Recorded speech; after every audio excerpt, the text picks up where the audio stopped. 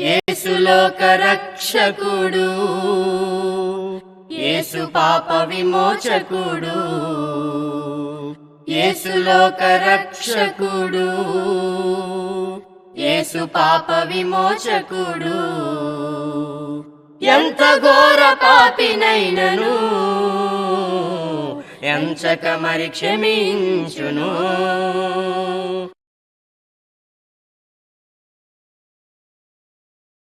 ప్రభునందు ప్రియమైనటువంటి వారలారా, క్రీస్తు యేసు నామములో మీ అందరికీ మా హృదయపూర్వకమైనటువంటి వందనాలు తెలియజేస్తూ ఉన్నాను. దేవుని యొక్క మహా దయను బట్టి, కృపను బట్టి ఆత్మీయ జీవితమైనటువంటి కార్యాలు కొనసాగించుకోవడానికి దేవుడు చూపుతున్న ప్రేమను బట్టి ఆయన నామమునకు కృతజ్ఞతలు, స్తోత్రాలు చెల్లిస్తూ ప్రేమతో మీ అందరినీ కార్యక్రమానికి ఆహ్వానిస్తూ ఈ ప్రత్యేక సమయంలో దేవుని యొక్క వాక్యము నుండి కొన్ని సంగతులు మనము నేర్చుకుందాం. దేవుని యొక్క ఆశీర్వాదము పొందడానికి దేవుడు మనల్ని ఏర్పాటు చేసుకున్నాడనేటువంటి సత్యాన్ని దేవుని వాక్యం మనకి జ్ఞాపకం చేస్తుంది. అంటే మనము ఆశీర్వాదమునకు వారసులగుటకు పిలువబడ్డామని పరిశుద్ధ గ్రంథంలో మనకి జ్ఞాపకం చేయబడుతుంది. దేవుడు మనల్ని పిలుచుకోవడంలో ఆయనకు ఆశీర్వాదాలు మనం పొందుకోవడానికి పిలువబడ్డాం. దేవుని ఆశీర్వాదములు రెండు రకాలుగా ఉంటాయి. ఒకటి భౌతికపరమైనటువంటిది, రెండోది ఆత్మ సంబంధమైనటువంటిది. దేవుడు క్రీస్తునందు ఈ యొక్క కార్యాన్ని ఏర్పాటు చేసినట్లుగా కూడా పరిశుద్ధ గ్రంథములో మనం చూస్తాం. గ్రంథములో రెండో యుగానికి సంబంధించిన చరిత్ర మోషే యుగము లేదా ధర్మశాస్త్ర యుగం. మోషే యుగంలో లేదా ధర్మశాస్త్ర యుగంలో దేవుడు వారిని దీవించాలంటే వారికి ఇచ్చినటువంటి నిబంధన, వారికి ఇచ్చినటువంటి ఆజ్ఞలు ఏమిటి అనేటువంటిది మనము ఆలోచన చేయవలసినటువంటి వారుగా ఉన్నాం. ధర్మశాస్త్ర యుగంలో దేవుడు వారిని ఆశీర్వదించడానికి దేవుడు వారికి ఇచ్చినటువంటి విషయాలు మనము ఆలోచన చేద్దాం. ద్వితీయోపదేశకాండం 28వ అధ్యాయం.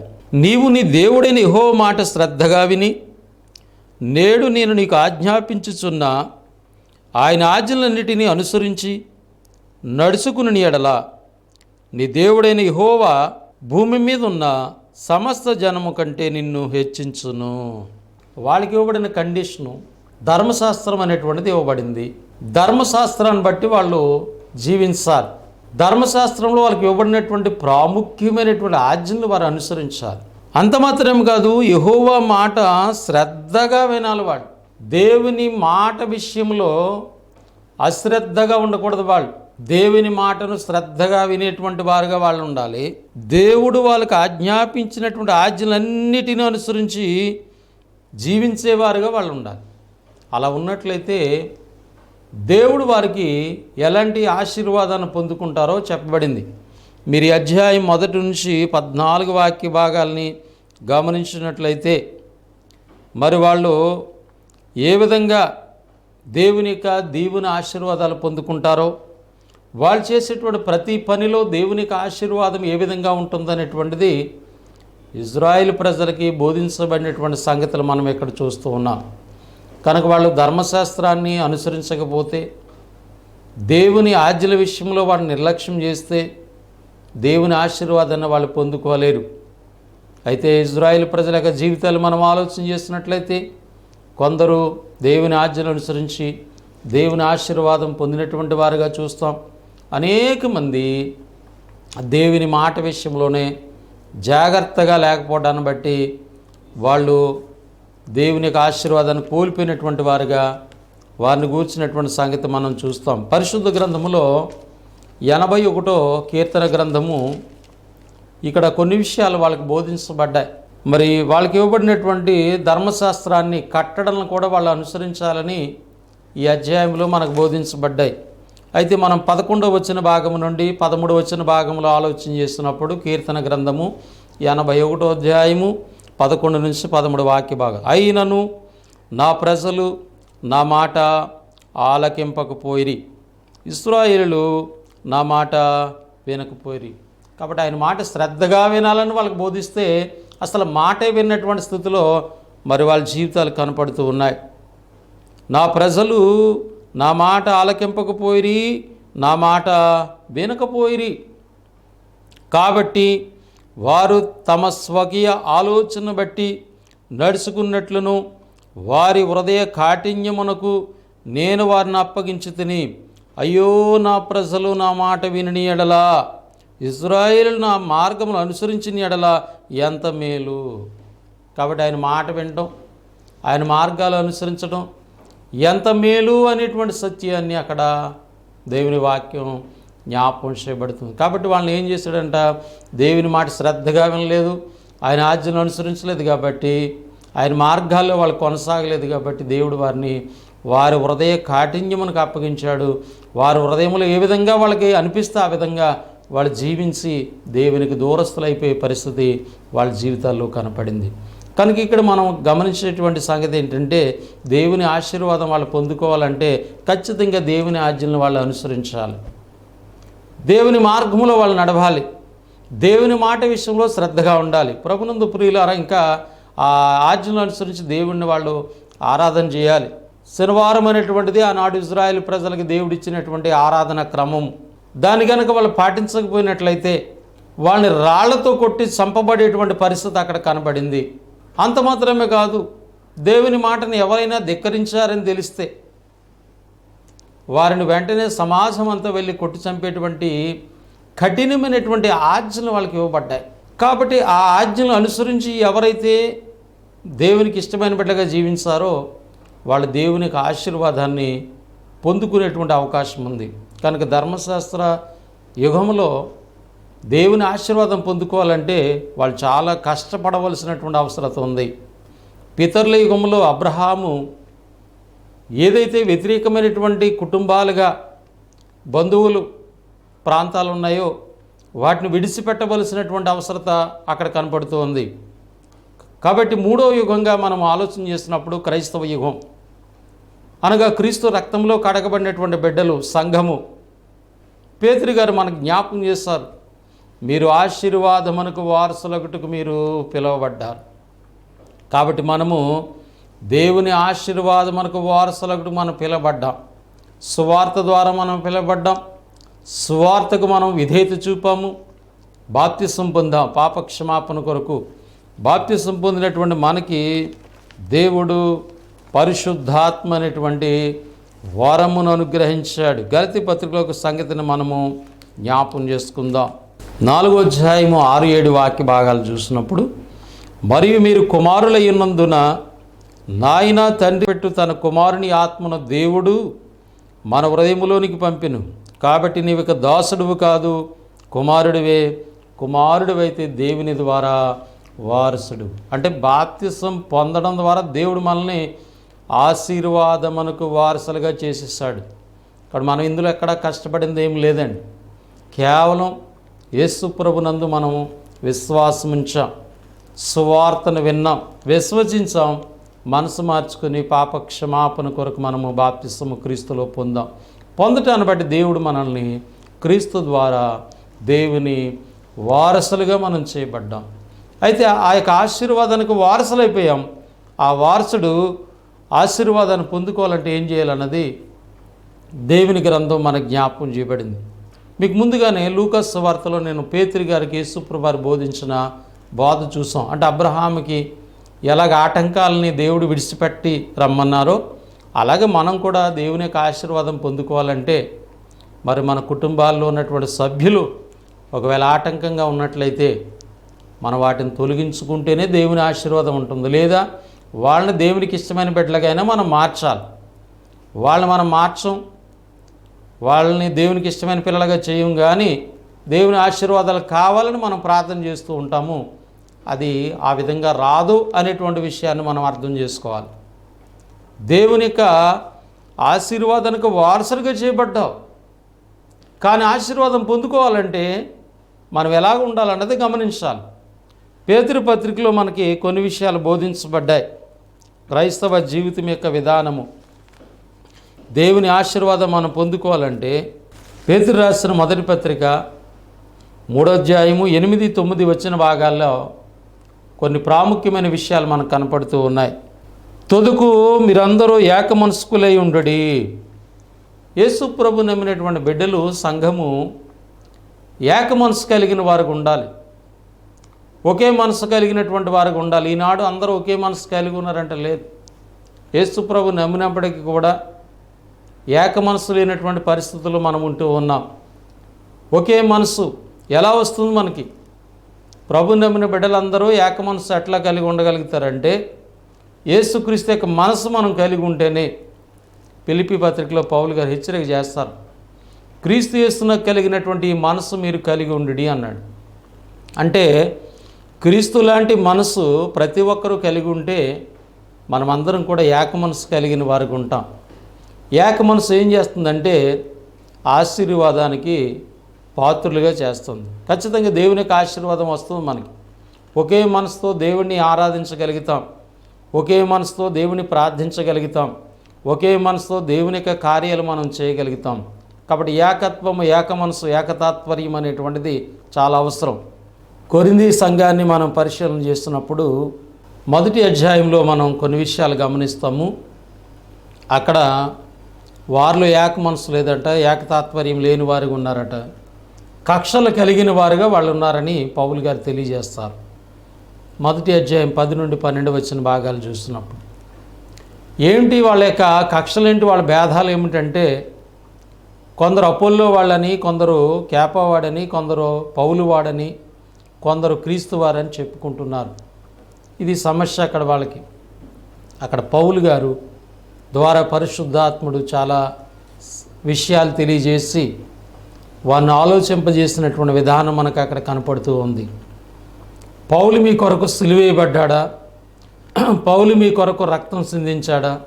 మీరు ఎవరి నామములో బాప్తిసం పొందారని పౌలు వాళ్ళని అడిగినప్పుడు వాళ్ళు ఆలోచించారు. మన కొరకు సిలువేయబడింది ఎవరు? యేసుక్రీస్తు. మన కొరకు రక్తం కార్చింది ఎవరు? యేసుక్రీస్తు. మరి ఎవరి నామములో మనం బాప్తిసం పొందాం? యేసుక్రీస్తు నామములో. కాబట్టి మనం ఎవరికి సంబంధించిన వారము? క్రీస్తుకి సంబంధించిన వారమని వాళ్ళకి అర్థమైంది. కనుక ఎందుకంటే వాళ్ళు ఎందుకు ఆ భిన్నమైన అభిప్రాయాలు కలిగి ఉన్నారంటే వాళ్ళు ఏక మనసు లేదు, క్రీస్తు మనసు వారికి లేదు. కాబట్టి పౌలు అక్కడ వాళ్ళని ఆలోచింపజేసిన విధానం మనం గ్రంథంలో చూస్తాం. కనుక ఈనాడు కూడా అనేక మంది అనేకమైనటువంటి భేదాభిప్రాయములు కలిగి ఉన్నారు. మనం క్రీస్తు వారము, క్రీస్తు దేవుడి వారని పరిశుద్ధ గ్రంథం మనకు తెలియజేస్తుంది. కనుక మొదటగా ఏక మనసు కలిగినటువంటి పిల్లలుగా ఉంటే దేవుని ఆశీర్వాదాన్ని మనం పొందుతాం.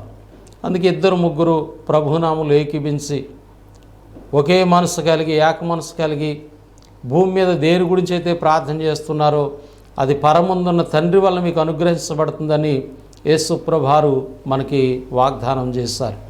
కనుక ప్రభునందు ప్రియులారా, దేవుని ఆశీర్వాదం పొందుకోవాలంటే ఏక మనసు కలిగినటువంటి బిడ్డలుగా క్రైస్తవులు జీవించాలి. రెండవదిగా సుఖదుఖముల యందు పాలు పొందాలి. క్రైస్తవులు దేవుని పిల్లలుగా ఒకరి యొక్క కష్టాల్లో మరొకరు పాలు పొందాలి. దుఃఖంలో ఉన్నటువంటి వారి కొరకు, కష్టాలు ఉన్నటువంటి వారి కొరకు చేతనైన సహాయం చేయడంతో పాటుగా వారి నిమిత్తం మనం ప్రార్థన అవసరతను వారి కొరకు మనం ప్రార్థన చేయవలసినటువంటి వారిగా ఉన్నామనేటువంటి సత్యాన్ని గుర్తించాలి. అట్లనే ఇక్కడ మూడవదిగా మనకు బోధించబడుతుంది సహోదర ప్రేమ కలిగిన వారిగా ఉండాలి. ప్రేమ ఎవరికి హాని చేయదు. కాబట్టి ప్రేమ కలిగి ఉండటకు మనం ప్రయాసపడాలని గ్రంథం బోధిస్తుంది.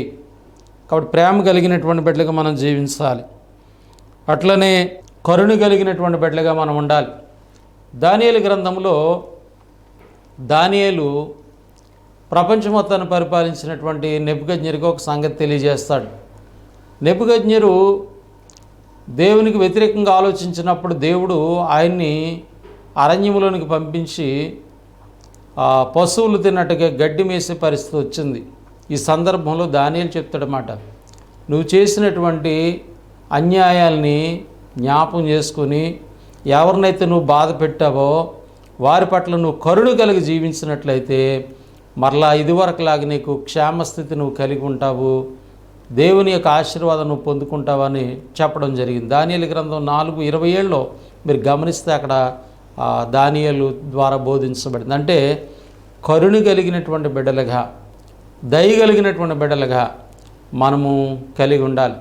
మనం ఇతరులని బాధ పెట్టేవారుగా ఉండకూడదు. ఒకవేళ మనం తెలిసి తెలియక ఎవరైనా బాధ పెడితే దాన్ని సరి చేసుకోవాలని ఇక్కడ గ్రంథం తెలియజేస్తుంది. అప్పుడే మనం దేవుని ఆశీర్వాదాన్ని పొందుకుంటామని గ్రంథం చెప్తూ ఉంది. అట్లనే 5వ మాట ఏంటంటే వినయ మనస్కులై ఉండాలి. తగ్గింపు స్వభావం కలిగిన వారికి ఉండాలి. దేవుని పిల్లలు ప్రభుని హెచ్చించుకోవాలి, మనం తగ్గించుకోవాలి. వినయ మనసుగా కనుక మనకు లేకపోయినట్లయితే మనం దేవుని ఆశీర్వాదాన్ని పొందుకోలేం. ప్రభునందు ప్రియులారా, బైబిల్లో అనేకమైనటువంటి సందర్భాలు, అనేకమైనటువంటి ఉదాహరణలు మనం చూస్తాం. ఒక సందర్భంలో యేసు ప్రభువారు లూకాసు సువార్త 18వ అధ్యాయంలో 9 నుండి 14 వాక్య భాగాల్లో ఇద్దరు వ్యక్తులు దేవుని సన్నిధికి వెళ్ళి వారు ప్రార్థన చేసినటువంటి విధానం బోధిస్తారు. ఒక ఆయన సుంకరి, మరొక ఆయన పరిచయుడు. పరిచయుడి యొక్క ప్రార్థన ఎట్లా ఉందనేటువంటిది అక్కడ చెప్పబడింది. అతడెంతో గర్వముగా హెచ్చించుకుంటూ, తను తాను హెచ్చించుకుంటూ ప్రార్థించినటువంటి జీవితం మనం చూస్తాం.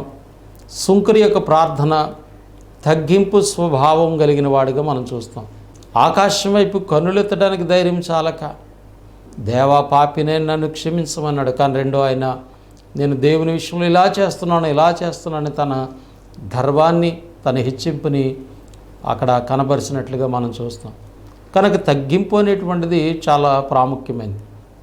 తాను తగ్గించుకునే వారు హెచ్చించబడతారనేటువంటి ప్రభు నోట వచ్చిన ఆ వాక్య భాగాన్ని మనం గమనించవలసిన వారు ఉన్నాం. కనుక ఈ సమయంలో మనము దేవుని ఆశీర్వాదాన్ని మనం పొందుకోవాలంటే అబ్రహాములాగా మనకు కూడా ఏదైతే ఆటంకాలు ఉన్నాయో వాటిని తొలగించుకోవడంతో పాటుగా మనము క్రీస్తు లాంటి గుణాలు కలిగి ఉండాలి, క్రీస్తు లాంటి మనసు కలిగి ఉండాలి. క్రీస్తు దుఃఖంలో ఉన్నవారిని, కష్టంలో ఉన్నవారి ఎడల ఆయన ఎలాంటి ఆలోచన కలిగి ఉండడం, అలాంటి మనసు మనం కలిగి ఉండాలి. ప్రేమ కలిగిన వారికి ఉండాలి. యేసు ప్రభు యొక్క గుణమే ప్రేమ. అలాగే ఆయన కరుణ కలిగిన వాడు, అట్లాంటి మనసు మనం కలిగి ఉండాలి. ఆయన వినయ మనస్కుడు, ఆయన యొక్క తగ్గింపు జీవితం మనకు తెలుసు. పరలోకంలో దేవునితో సమానమైనటువంటి స్థితి కలిగినటువంటి ఆ ప్రభు ఈ లోకానికి వచ్చి తను తాను తగ్గించుకున్నటువంటి విధానం, సిలువ మరణం పొందినటువంటి విధానం మనం చూస్తాం. అటువంటి తగ్గింపు గుణం అంటే సింపుల్గా మనం అర్థం చేసుకోవాలంటే, ప్రభునందు ప్రియులారా, క్రొత్త నిబంధన ప్రకారంగా దేవుని ఆశీర్వాదం మనం పొందుకోవాలంటే నువ్వు క్రీస్తు లాంటి మనసు కలిగి ఉండాలి, క్రీస్తు లాంటి గుణాలు మనం కలిగి ఉండాలి.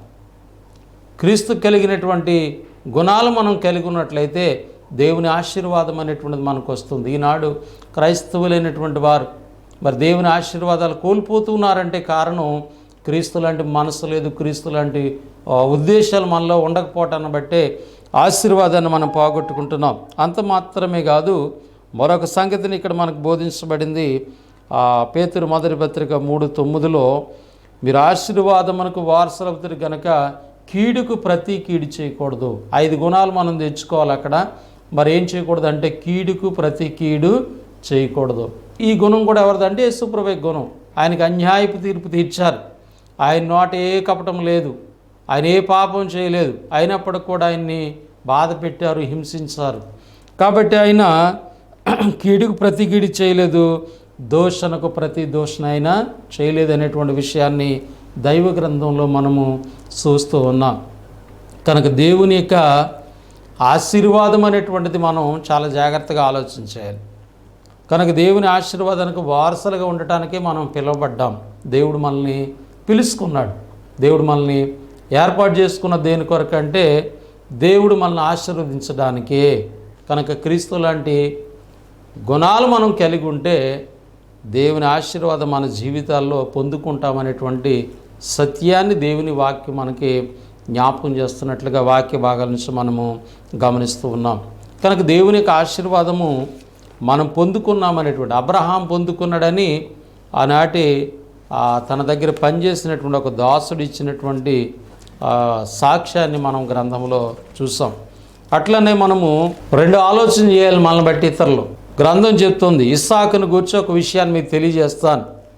ఆదికాండం 26వ అధ్యాయం 12 నుంచి 14 వాక్య భాగాలు చూసినప్పుడు మరి దేవుని యొక్క ఆశీర్వాదం పొందుతున్నటువంటి ఇస్సాకు జీవితాన్ని మనకి ఇక్కడ గ్రంథం తెలియజేస్తుంది. ఇస్సాకు ఆ దేశమందున్నవాడై విత్తనం వేసి ఆ సంవత్సరం 100 అంతల ఫలం పొందెను. యెహోవా అతను ఆశీర్వదించెను కనుక ఆ మనుషుడు గొప్పవాడయ్యను. దేవుడు అతను ఆశీర్వదించాడు కాబట్టి తాను చేస్తున్నటువంటి ప్రతి పనిని, ప్రతి వ్యవసాయం, అక్కడ వ్యవసాయం చేశాడు ఆయన, అది నూరంతల ఫలాన్ని వచ్చినట్లుగా గ్రంథంలో మనము చూస్తున్నాం. అతడు మిక్కిలి గొప్పవాడగు వరకు క్రమక్రమముగా అభివృద్ధి పొందుచు వచ్చెను. 14వ వాక్య భాగం. అతనికి గొప్ప ఆస్తియు, గొడ్లు, ఆస్తియు, దాసులు, గొప్ప సమూహము కలిగినందున ఫిలిస్తీయులు అతని యందు అసూయ పడిరి. ఈ మాట యొక్క ఉద్దేశాన్ని గమనించండి. దేవునికి ఆశీర్వాదాలు మనకి ఎక్కువైపోతుంటే ఇతరులు మనం చూసి ఏమవ్వాలి? అసూయ పడాలి. దేవుడు వీళ్ళని ఎంతగా ఆశీర్వదించేస్తున్నాడు, ఇతరులు అసూయ పడే విధంగా దేవునికి ఆశీర్వాదం మనం పొందుకోవాలి. అబ్రహాం పొందుకున్నాడు, ఇస్సాకు పొందుకున్నాడు, యాకోబు పొందుకున్నాడు. పితృయుగంలో, ధర్మశాస్త్ర యుగంలో ఆ విధంగా జీవించినటువంటి వారు పొందుకున్నారు. అట్లని క్రైస్తవ యుగంలో మరి దేవుని ఆశీర్వాదాలు మనం ఎట్లా పొందుకుంటూ ఉన్నాం? మనం పొందుకునేటువంటి ఆశీర్వాదం చూసి ఇతరులు అసూయపడే పరిస్థితి ఉందా? అసూయపడమే కాదు, వాళ్ళు ఇంకా అనేక మంది మనల్ని బట్టి దేవుని దగ్గరికి రావాలంటండి వాళ్ళు. జకరియా గ్రంథం 8వ అధ్యాయం 23వ వాక్య భాగంలో సైన్యములకు అధిపతి యెహోవా సెలవిచ్చినదేమనగా, ఆ దినములలో ఆయా భాషలు మాట్లాడు అన్యజనుల్లో 10 మంది ఒక యూదుని సింగు పట్టుకుని, దేవుడు మీకు తోడుగా ఉన్నాడన్న సంగతి మాకు వినపడినది కనుక మేము మీతో కూడా వత్తుమని చెప్పుదురు. ఒకనాటి పాత నిబంధన కాలంలో ఇజ్రాయేల్ ప్రజల్లో దేవుని పట్ల భక్తి కలిగి దేవుని యొక్క ఆశీర్వాదాలు పొందుతూ దేవుడు వారికి తోడుగా ఉన్నాడనేటువంటి విషయాన్ని గమనించినటువంటి అన్యజనులు ఒక్క యూదుని బట్టి 10 మంది దేవుడు మీకు తోడుగా ఉన్నాడు, దేవుడు మిమ్మల్ని కాపాడుతున్నాడు, దేవుడు మిమ్మల్ని ఆశీర్వదిస్తున్నాడని వాళ్ళు గుర్తించి ఒక యూదుని బట్టి 10 మంది అన్యజనులు దేవుని దగ్గరికి వచ్చారు అనేటువంటి విషయాన్ని అక్కడ గ్రంథం చెప్తుంది. కాబట్టి ఈనాడు నిన్ను నన్ను బట్టి ఎంతమంది దేవుని సన్నిధికి వస్తున్నారు? ఒక దైవజనుడిగా, ఒక విశ్వాసగా మన జీవితాలు మనం పరిశీలన చేయాలి. మనల్ని బట్టి దేవుని సన్నిధికి ఎవరైనా రాగలుగుతున్నారా? దేవుడు నిన్ను ఆశీర్వదించాడని, దేవుడు నీకు తోడుగా ఉన్నాడని ఎవరైనా గుర్తించగలుగుతున్నారా? గుర్తించలేకపోతే మనం దేవునిలో ఏ విధంగా ఉన్నాం? మన జీవితాలు వాస్తవంగా దేవుడు నిన్ను ఆశీర్వదించాలని, దేవుడు నీకు తోడుగా ఉండాలని దేవుడు ఏర్పాటు చేసుకున్నాడు. కనుక అబ్రహామును దీవించిన దేవా, యాకోబుని దీవించిన దేవా, ఇస్సాకుని దీవించిన దేవా, నన్ను దీవించని అడగటం కాదు. అబ్రహాములాగా, ఇస్సాకులాగా, యాకోబులాగా మన జీవితాలు ఉన్నాయా? క్రొత్త నిబంధనలో దేవుడు క్రీస్తు రక్తంలో కడిగి నిన్ను నన్ను ఆశీర్వాదానికి వారసుడిగా చేస్తే, మరి అటు ఆశీర్వాదం పొందుకోవాలంటే నువ్వు క్రీస్తు లాంటి మనసు కలిగి, క్రీస్తు లాంటి బిడ్డగా నువ్వు తయారవ్వమని దేవుడు కోరుతుంటే, అలా తయారవ్వకుండా దేవునికి వ్యతిరేకమైన జీవితాలు జీవిస్తూ దేవుడు నన్ను ఆశీర్వదించలేదని దేవుని యొక్క నామమును మళ్ళా అన్యజనుల మధ్య అవమానపరిచేటువంటి బిడ్డలుగా మనం ఉంటున్నామేమో. కనుక ఆలోచించేయండి ప్రభునందు ప్రియ సోదరి సహోదరులారా. దేవుడు నిన్ను నన్ను ఏర్పాటు చేసుకుంది దీవించడానికే. ఇహపరమందును రెండు ఆశీర్వాదాలు మనకి ఇస్తున్నాడు దేవుడు. అబ్రహాముకి ఇచ్చాడు, ఇస్సాకు ఇచ్చాడు, అనేక మంది భక్తులకు ఇచ్చాడు. క్రొత్త నిబంధనలు కూడా అపోస్తల జీవితాలు మనం చూస్తాం. పేతురుతో చెప్పాడు దేవుడు, ఇహమందు చాలా రెట్లు, పరమందు నిత్యజీవం ఖచ్చితంగా మీరు పొందుకుంటారు. నా నిమిత్తం మీరు ఎలా ఉంటే, దేవుని రాజ్యం నిమిత్తం మీరు ఎలా ఉంటే. కనుక మనము నమ్మకము, ఎలాంటి విశ్వాసం కలిగినటువంటి వారుగా మనం ఉన్నాం. దేవుడైతే ఆశీర్వాదానికి వారసుడిగా చేసేసాడు. నువ్వు ఆశీర్వాదం పొందుకోవాలంటే నువ్వు ఎలా జీవించాలో, నేను ఎలా జీవించాలో గ్రంథం బోధిస్తుంది. ఆ రీతిగా మనం జీవించగలిగినప్పుడు ఖచ్చితంగా దేవుని యొక్క ఆశీర్వాదాన్ని మనం పొందుకుంటామని ప్రేమతో మీకు తెలియజేస్తూ మాటలు ముగిస్తూ ఉన్నాను. మీ అందరికీ నా హృదయపూర్వకమైనటువంటి వందనములు. పరిశుద్ధుడైన మా తండ్రి, ప్రేమగల ప్రభు, నీకు స్తుతి స్తోత్రాలు, కృతజ్ఞతలు. మీ అపారమైనటువంటి ప్రేమలో, కృపలో జ్ఞాపం చేసుకుని టీవీ కార్యక్రమాల ద్వారా ఆత్మీయ జీవితమైనటువంటి కార్యాల్లో మేము పాల్పొందడానికి, మీ వాక్యం ప్రకటించడానికి అనేక మంది బిడ్డలు ఈ కార్యక్రమాల ద్వారా మీ మాటలు వినడానికి కృప చూపారు. నన్ను ప్రోత్సహించిన స్థానిక సంఘము సహకారాలను బట్టి, పరిచయం చేస్తున్న టీవీ కార్యక్రమాలను బట్టి, పరిచయం చేస్తున్న బిడ్డలను బట్టి స్తోత్రాలు చెల్లిస్తూ ఉన్నాము.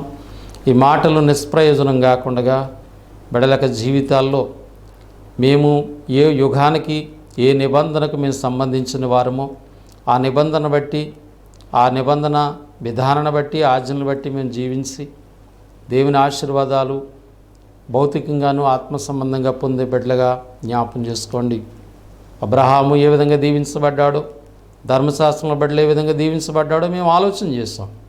కనుక చెప్పబడినటువంటి ఈ వాక్య భాగాల యొక్క ఉద్దేశాన్ని మేము గమనిస్తూ మరి 2 భాగాలుగా ఈ మాటలు మేము గమనించాం. తండ్రి, వాళ్ళని ఆశీర్వదించమని, దీవించమని, మీ ప్రేమకు పాత్రలుగా బలపరచమని యేసుక్రీస్తు బేటి ప్రార్థన అడిగి వేడుకొనుచున్నాం తండ్రి. ఆమెన్. మీ అందరికీ వందనములు. దేవుడు మిమ్ములను మీ కుటుంబం దీవించి ఆశీర్వదించునుగాక. ఆమెన్.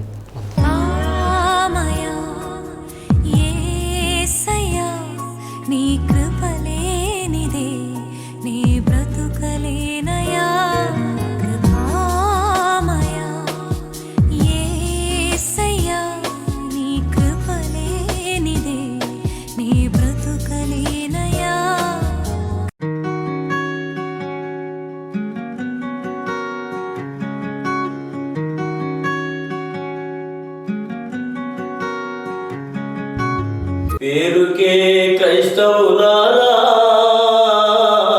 నులివెచ్చని క్రైస్తవులారా, మాదిరి లేని క్రైస్తవులారా, ఆది వరకు క్రైస్తవులారా, ఈ పాటలోని మాటలతో మేలుకో, నిజ క్రైస్తవమేదో తెలుసుకో. ఈ పాటలోని మాటలతో మేలుకో, నిజ క్రైస్తవమేదో తెలుసుకో.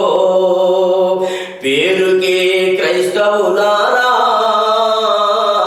నులివెచ్చని క్రైస్తవులారా, క్రీస్తు నామధారులమని సాక్ష్యమిత్తురు, సాతాను క్రియలలో పాల్గొందురు. క్రీస్తు నామధారులమని చెప్పుకుందురు, సాతాను క్రియలలో పాల్గొందురు. పాపములను ఒప్పుకొందురు, కాని విడిచిపెట్టక కప్పుకొందురు. మారు మనసు అనుభవమే ఎరుగకుందురు, మారు మనసు అనుభవమే ఎరుగకుందురు. పేరుకే క్రైస్తవులారా, నులివెచ్చని క్రైస్తవులారా, మాదిరి లేని క్రైస్తవులారా, ఆది వరకు క్రైస్తవులారా, ఈ పాటలోని మాటలతో మేలుకో, నిజ క్రైస్తవమేదో తెలుసుకో. క్రియలు లేని విశ్వాసం మృతమని ఎరిగి, క్రీస్తు యేసు వెలుగు మార్గమును విడచి,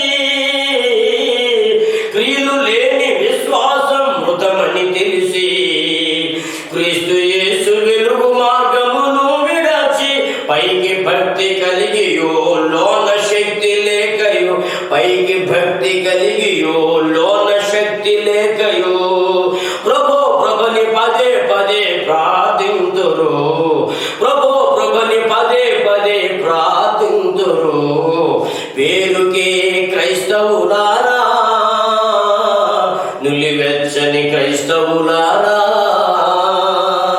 మాదిరి లేని క్రైస్తవులారా, ఆది వరకు క్రైస్తవులారా, పడు రమ్యముగా పాటలెన్నో పాడుచుందురు, బహు దివ్యముగా బోధలెన్నో చేయగలరు. కడు రమ్యముగా పాటలెన్నో రాయగలరు, బహు దివ్యముగా బోధలెన్నో చేయగలరు. కాని వారి హృదయము ప్రభుకు దూరము, మరి